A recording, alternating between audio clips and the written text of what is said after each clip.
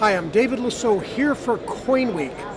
I'm in Arlington, Texas at the Texas Numismatic Association's annual convention. Once again, I'm walking around the floor to talk to the dealers to find out what are some of the cool coins they've brought with them here to the convention. We do. We have a Royal Canadian Maple Leaf. It's a 2015 1 ounce, and the Royal Canadian Mint is at the forefront of counterfeiting. With this mint, on the reverse side, it has a smaller maple leaf that is right below the large maple leaf, and inside the small maple leaf is a date, and that date depicts the date that this specific coin was minted. Additionally, it has radial lines that go across the device of the coin and behind the fields. On the front of the coin is a new portrait of Queen Elizabeth, and it shows her in a more matronly position. And it's actually a very lovely portrait of her. And the coin is also a tendered coin. It is not a medallion, and that's an interesting fact that people should know. And what kind of value? Well, depending on the market, it sells anywhere between $30 to $50 over spot.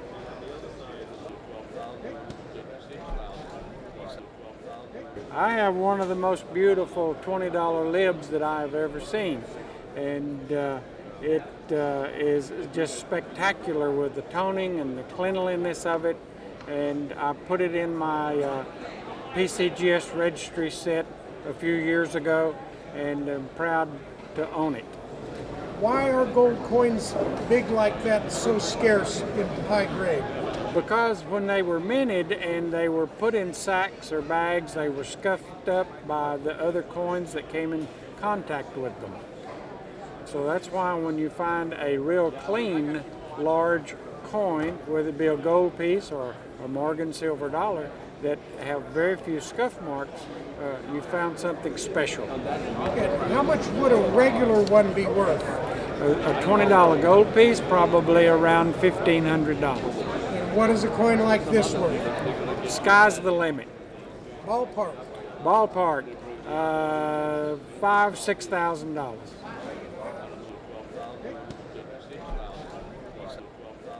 Today I've got an 1876 20-cent piece, proof 64 plus, deep cameo, PCGS certified. It's one of only 5 coins of this caliber graded by both services, and it's one of the coolest coins I've ever handled. 20-cent pieces are a very scarce and popular series of the United States coinage, and a proof coin with a deep cameo is virtually unheard of. It's one of the most underrated coins I think on the market today. This coin could prove to be a very good investment for a savvy collector or investor. How popular are collecting proof coins? Proof coins in general are very popular. However, it does remain to be one of the most underrated series in U.S. coinage as far as collectability goes. They're very scarce and very sought after, but they can be had for some pretty reasonable prices. And again, what kind of value on this one? This one is worth $7,500 in today's current market.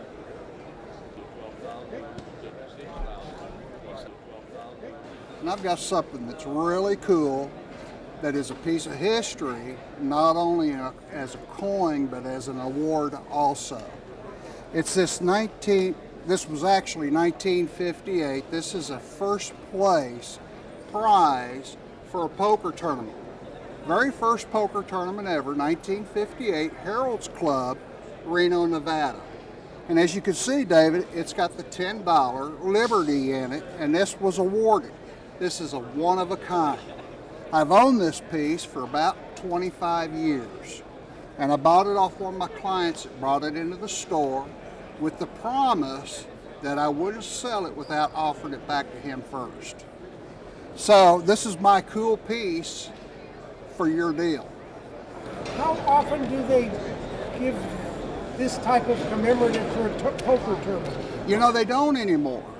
They don't give an award like this anymore. The awards are now bracelets with diamonds and stuff like that. They're not utilizing the gold coins or our currency anymore. So this could be the first and the last time that an award like this was presented for a poker tournament. What kind of value? You know, David, if I had to value it, I would probably say $15,000.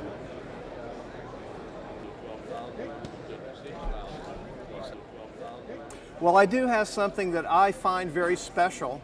This is a Fugio cent. The word Fugio is Latin for I fly. That's important because this coin was produced right before America's Constitutional Convention, which means we were not a United States yet. Some people wanted to be a United States, others did not. This coin was designed by Benjamin Franklin to try to encourage folks to join together. Fugio means I fly. It also shows a sundial. Those two ideas put together suggest time flies.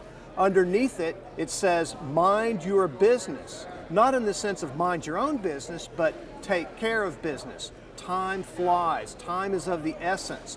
Our young freed states are in danger. We're stronger together than separated. And to make that point, on the other side, he has a series of rings interlocked together to show solidarity.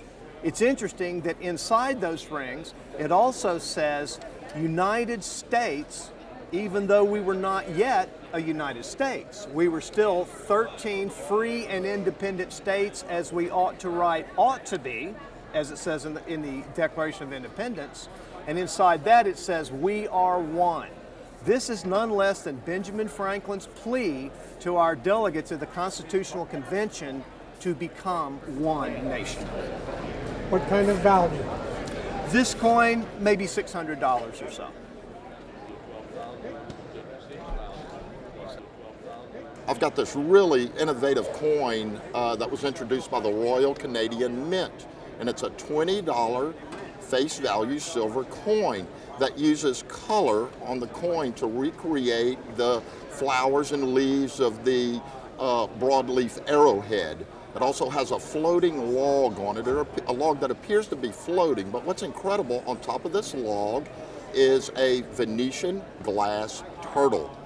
This turtle is made by a master glassmaker in Italy, and it's seated on top of the log. It's simply incredible and a very innovative design for coins. Is this typical of Canadian coins? I think this is a sign of what's to come. Coins like this are very difficult to manufacture, and they're made in very limited edition. Typically, when they're offered by the mint or a downstream distributor, they're sold out within the first few minutes. And I think this is a trend that we're going to see here for a while. What kind of value? A coin like this will typically retail for about $125 to $150.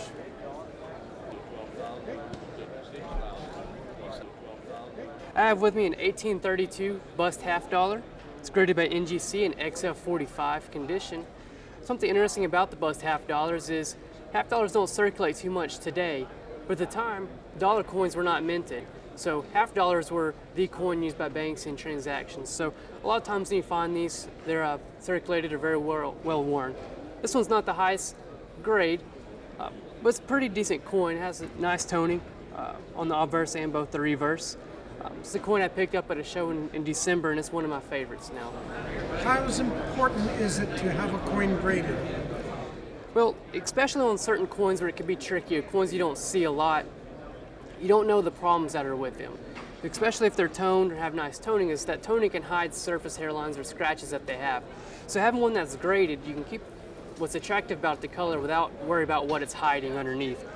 And it also helps when you're trading, both buying and selling, there's no arguments about, what it's graded. You know what it is. What kind of value on that? This coin, Davis, retails for about $200.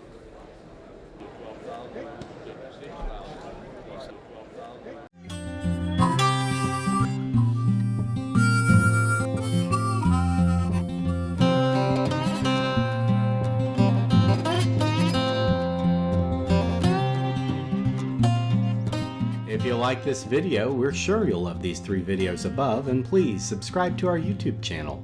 CoinWeek is the #1 source online for all things numismatic.